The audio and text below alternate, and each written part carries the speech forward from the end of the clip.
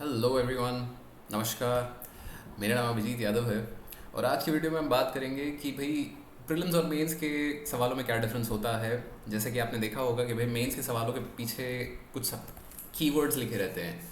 For instance, analyse, evaluate, discuss, ये सब type की चीज़ें मेंस के आंसर्स में लिखी होती हैं। तो इसके बारे में हम आज बात करेंगे कि भाई लेवल्स ऑफ नॉलेज क्या होते हैं, प्रीलिम्स में किस तरह के सवाल पूछे जाते हैं, मेंस में किस तरीके के सवाल पूछे जाते हैं। एंड मैं इस पे एक ऑलरेडी पहले वीडियो बना चुका हूँ जहाँ पे मैंने 2020 के प्रीलिम्स एंड मेंस के क्वेश्चंस उठा के यही चीज़ें डिस्कस करी थी। आज मैं 2019 के प्रीलिम्स और मेंस के क्वेश्चन उठा के डिस्कस करूँगा ताकि आप ये चीज़ समझ पाओ कि भाई हर साल ये डिफरेंस मेंटेन होता है। And if you understand this difference it will improve your performance in all the levels of the exam, right? So before we begin, ये मेरे बारे में कुछ basic information है। जो लोग मुझसे पहली बार मिल रहे हैं वो यहाँ से देख सकते हैं। एंड आप नीचे comments में या ट्विटर या इंस्टाग्राम पे मुझे कोई नई वीडियोस के बारे में सजेशन देना चाहें तो please you most welcome. And let's begin. तो अगेन, व्हाट इज़ दिस? ये लेवल्स ऑफ नॉलेज हैं जिसका नाम है ब्लूम्स टैक्सोनॉमी। तो ये ब्लूम एक श्रीमान का नाम था जो 1956 में ये टैक्सोनॉमी उन्होंने दी थी। इसका नाम याद करने की आपको कोई ज़रूरत नहीं है, सिर्फ कॉन्सेप्ट समझेंगे। एंड कॉन्सेप्ट ये है कि this is the lowest level of knowledge skill and this is the highest level, right? तो lowest level of knowledge skill क्या है? याद करना, टू जस्ट रिमेंबर। आपने कोई फैक्ट देखा एंड आपने उसे याद कर लिया, राइट? फॉर इंस्टेंस कि भाई doctor Ambedkar is the father of the Indian constitution. Next आता है अंडरस्टैंडिंग दैट फैक्ट कि भाई ये फैक्ट जो हमने देखा कि भाई doctor Ambedkar is the father, what does this mean? So you understand the meaning of the fact कि भाई by being the father of the constitution he drafted the Indian constitution. कि भाई जो उन्होंने ढांचा बनाया था संविधान का हमारे, वो उन्होंने बनाया था। And the next level of knowledge skill, you learn to apply the facts that you have learned. यहाँ पे क्या होता है कि जैसे रिमेंबर में हमने फैक्ट देखा, अंडरस्टैंड में हमने वो फैक्ट देखा। अप्लाई करने का मतलब क्या है कि if doctor Ambedkar was the head of the drafting committee, तो मतलब और भी ऐसे लोग रहे होंगे जिन्होंने कंट्रीब्यूट किया होगा कॉन्स्टिट्यूशन में, right? Because constitution was passed by the parliament, so other people also contribute. So this is an application of the fact कि यहाँ पे हमने सिर्फ देखा कि भाई father of the constitution doctor Ambedkar, right? And यहाँ पे हमने बोला कि भाई उसका अंडरस्टैंडिंग में जब हम गए तो हमने देखा कि वो ड्राफ्टिंग कमेटी के हेड थे। तो ड्राफ्टिंग कमेटी के हेड होने का मतलब है कि भाई there were others who were contributing, right? तो उसके बाद आ जाता है the complex part, these are the higher knowledge skills. ये थोड़ी आपकी बेसिक नॉलेज स्किल्स होती हैं। तो हायर नॉलेज स्किल्स में क्या होता है कि we break down the problem into parts and उन पार्ट्स का फिर आपस में हम इंटरेक्शन देखते हैं। कि फॉर इंस्टेंस जैसे अब ये डॉक्टर अम्बेडकर वाला एग्जांपल हम लेके चल रहे हैं कि भाई उन्होंने ड्राफ्टिंग कमेटी के हेड थे। तो अब हम इसमें आएंगे कि भाई उन्हें ड्राफ्टिंग कमेटी का हेड क्यों बनाया गया, राइट? उन्हें ड्राफ्टिंग कमेटी का हेड इसलिए बनाया गया क्योंकि जो फाउंडिंग फादर्स ऑफ इंडिया थे, they wanted the constitution to be inclusive, right? So for that reason he was made the head of the drafting committee. तो ये हमने किया एनालिसिस कि हमने पार्ट्स को तोड़ा कि भाई ड्राफ्टिंग कमेटी के हेड थे, क्यों थे, कोई और क्यों नहीं था, किस तरीके से था, कैसे करना चाहिए। So this is where we come to analysis. Analysis के बाद हम आते हैं at another higher level which is evaluation. evaluation में हम क्या बोलते हैं कि भाई क्या हमने जो डिसीजन लिया वो गुड, बैड, क्या कैसा था, कि वो सही था, वो गलत था। सो फॉर इंस्टेंस अगर इसी एग्जाम्पल को कंटिन्यू करते चलें तो सवाल है कि बहुत सिंपल सा बन सकता है कि अब तक हमने देखा कि भाई Dr. Ambedkar, father of the constitution, he was head of the drafting committee. There were other members who contributed to the constitution, and Dr. Ambedkar was made the head of the constitution in order to ensure कि we had an inclusive constitution. Evaluation में आ जाएगा, does the constitution safe guard the rights that it promises, कि भाई जो संविधान में आपको हक मिले हैं, जो फंडामेंटल राइट्स आपको मिले हैं, क्या संविधान उन्हें बचा पाता है। सो यहाँ पे आपका आ जाएगा इवैल्यूएशन, कि भाई जो चीज़ अब तक हमने करी थी क्या वो सही थी, नहीं थी, कैसे थी। अब तक एनालाइज तक हमने क्या किया था, हमने बस पार्ट्स को तोड़ के देखा था कि हाँ ये इस पार्ट को इसके साथ जोड़ सकते हैं, ये नहीं तो कुछ और हो सकता है। इवैल्यूएशन में हम बोलते हैं कि क्या ये सही है या गलत है। सही गलत आपके लिए क्या होगा, on the basis of constitutional values, right. Constitutional values क्या है, लिबर्टी, इक्वालिटी, फ्रेटर्निटी, जस्टिस, ये सारी कॉन्स्टिट्यूशनल वैल्यूज़ हैं। तो इनके बेसिस पे आप किसी चीज़ को इवैल्यूएट करते हो, किसी गवर्नमेंट स्कीम को इवैल्यूएट करते हो, राइट। एंड लास्ट जो हमारा लेवल आ जाता है ये हो जाता है हमारा पीएचडी स्कॉलर्स के लिए, कि जो लोग पीएचडी कर रहे हैं या रिसर्च जो लोग करते हैं, सो दे क्रिएट न्यू इन्फॉर्मेशन, कि भाई अब तक जो भी चीज़ें हमने करी थी उनको आपस में कई सारी चीज़ों को जोड़ के they create new information, and this is the highest level of knowledge. तो अब यूपीएससी एग्जाम की बात करें तो प्रीलिम्स में आपको ये 3 चीज़ें बहुत ज़्यादा ज़रूरी होती हैं, कि आपको फैक्ट्स याद रखने हैं बहुत सारे, आपको फैक्ट्स का मीनिंग समझना है, एंड आपको फैक्ट्स को अप्लाई करना आना चाहिए। मेंस के लिए ऑन दी अदर हैंड ये 3 इंपॉर्टेंट हो जाते हैं। प्रीलिम्स तो इसमें अब देखो ये इवैल्यूएट, एनालाइज, ये तो शब्द मतलब सीधे सीधे आपको मेंस के पेपरों में मिल जाएंगे, कि भाई क्वेश्चन दिया गया है उसके एंड पे बस एक शब्द इवैल्यूएट, एंड पे एक शब्द एनालाइज, एंड पे एक शब्द क्रिटिसाइज। तो criticism is also a type of evaluation. बस क्रिटिसिज्म में आपको गुड बैड नहीं बोला है, क्रिटिसिज्म में आपको बोला है कि भाई इसकी गलतियां बताइए। तो मेंस में आपको ये अपर टियर ऑफ नॉलेज स्किल्स चाहिए होती हैं, एंड प्रीलिम्स में आपको ये बॉटम टियर नॉलेज स्किल्स चाहिए होती हैं। तो अब हम कुछ एग्जांपल्स देख लेते हैं प्रीलिम्स के, कि लेट्स से फॉर इंस्टेंस ये 2000 लेट्स से की बात नहीं, ये एक्चुअली 2019 के प्रीलिम्स जो था सिविल सर्विसेज का उसके क्वेश्चंस है। तो ग्लोबल कॉम्पिटिटिवनेस रिपोर्ट, ये इकोनॉमी का क्वेश्चन या करंट अफेयर्स का ले सकते हो। Reference to land reforms in independent India, तो ये हिस्ट्री का ले सकते हो, राइट। तो दोनों क्वेश्चन में आप देखोगे कि ये बहुत ही ज़्यादा फैक्चुअल है। अगर आपने ग्लोबल कॉम्पिटिटिवनेस रिपोर्ट का नाम सुना है और आपको याद है लेवल 1 स्किल रिमेंबरिंग, तो ये लेवल 1 स्किल का क्वेश्चन है। लेवल यहाँ पे हिस्ट्री वाले क्वेश्चन में आ जाते हैं, with reference to land reforms which one of the following statement is correct.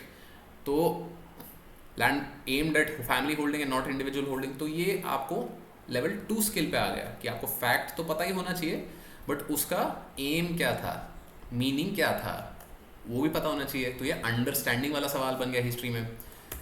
और देखते हैं तो ये बन गया हमारा एंशिएंट एंड मिडीवल का सवाल, एंड ये अटल इनोवेशन, इसको बोल देते हैं करंट अफेयर्स, राइट। तो इसमें देखें महायाना बुद्धिज्म के फीचर्स क्या थे। तो भाई अगर आपको पता है features, if you remember them, if you have the level 1 skill, you will be able to do this question. Similarly Atal innovation कौन सी मिनिस्ट्री के अंडर है, ये भी लेवल 1 आपको अगर याद है तो आपको याद है, फट्टे नहीं मार सकते यहाँ पे, राइट। ज्योग्राफी का सवाल देखें तो अभी हमने देख लिया कि भाई current affairs, history, economy, geography सब चीज़ में। एंड अगर पॉलिटी के भी आप सवाल देखें तो पॉलिटी के जनरली जो क्वेश्चंस होते हैं दोज आर लेवल 2 और लेवल 3, कि आइदर अंडरस्टैंडिंग और एप्लीकेशन। सो जियोग्राफी का भी ये सिंपल सा सवाल है कि on the 21st of June the sun, तो ये भी एक लेवल 3 क्वेश्चन है, विच मीन्स एप्लीकेशन।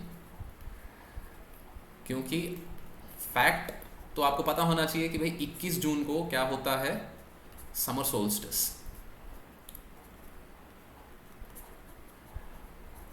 अगर आपको ये पता है तो भाई उस चीज़ को आपको अप्लाई करना है, अप्लाई लेवल 3 स्किल है। तो प्रीलिम्स में जनरली लेवल 1, 2 या 3 के सवाल आते हैं। अब हम देख लेते हैं कुछ मेंस के सवाल, कि भाई मेंस के सवाल में किस तरीके से हायर नॉलेज स्किल्स का इस्तेमाल होता है।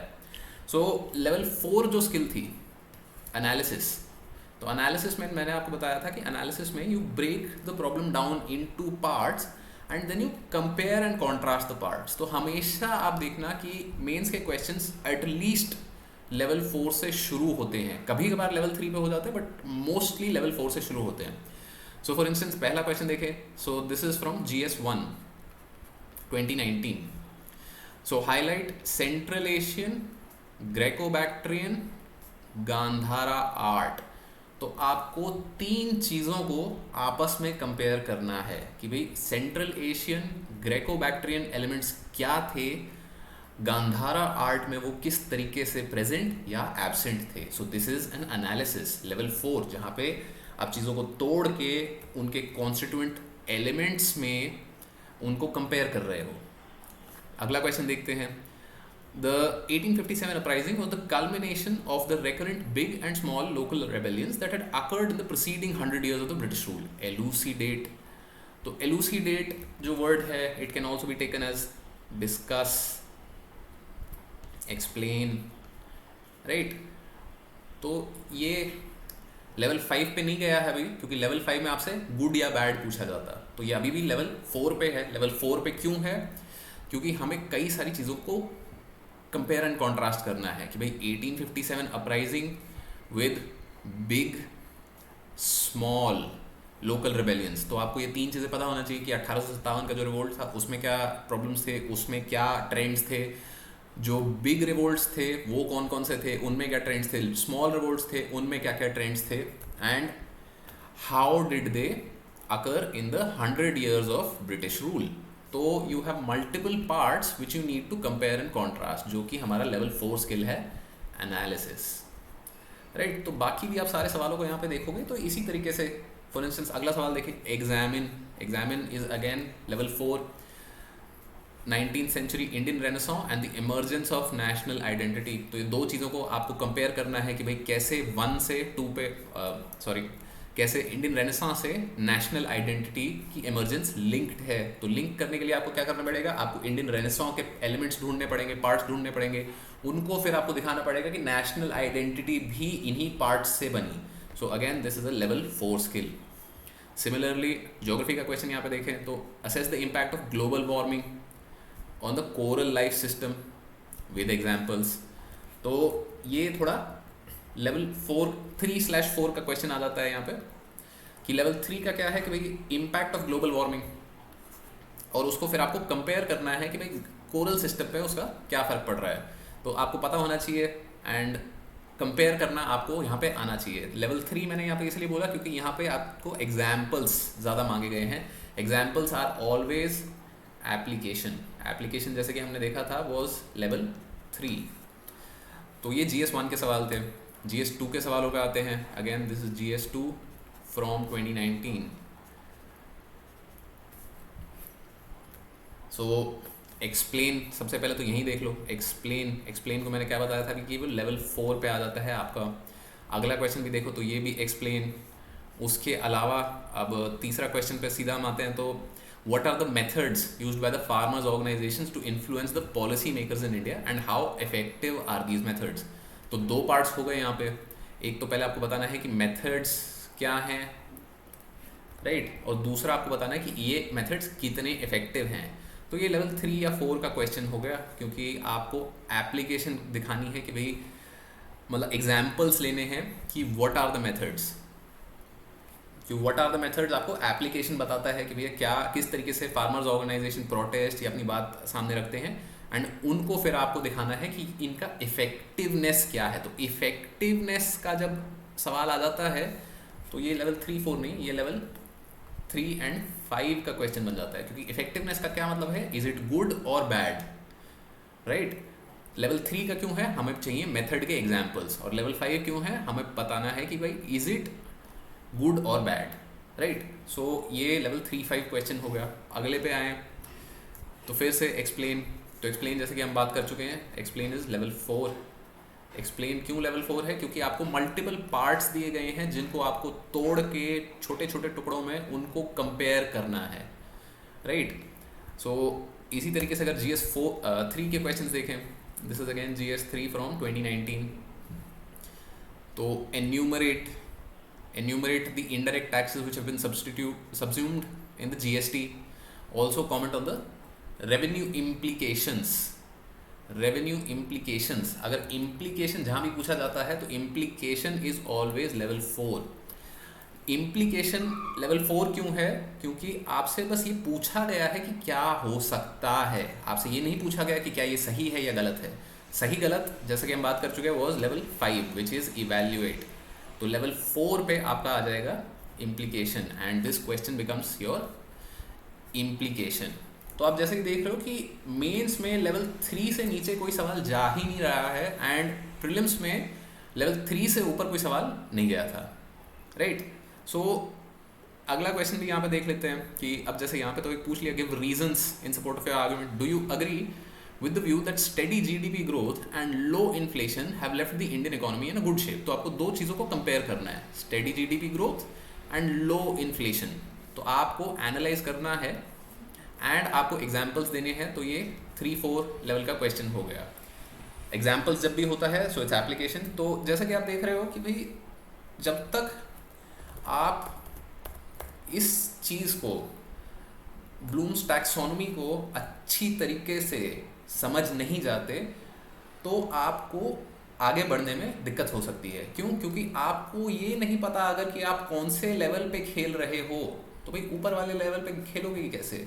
when you don't even know कि which level you stand at, how will you improve? So you need to ensure कि जब आप तैयारी कर रहे हो तो आप अपनी तैयारी के बारे में ये सोचो भी कि भाई सिर्फ याद करने से काम नहीं चलेगा।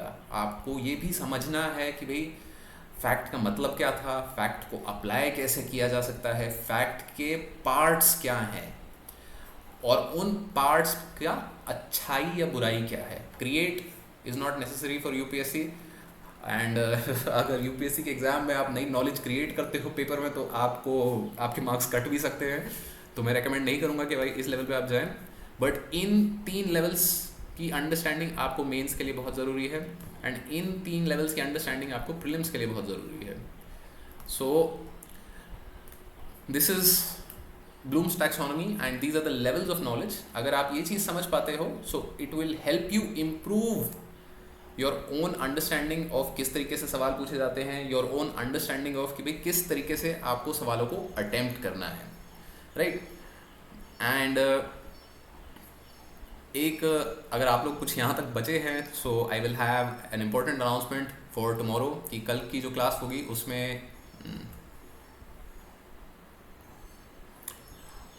I'll make a important announcement about जो सोशियोलॉजी की वीडियो आप लोगों ने रिक्वेस्ट करी थी। I will be making that sociology की video and I will also have an important announcement to make, so please stay tuned and best of luck for your preparation।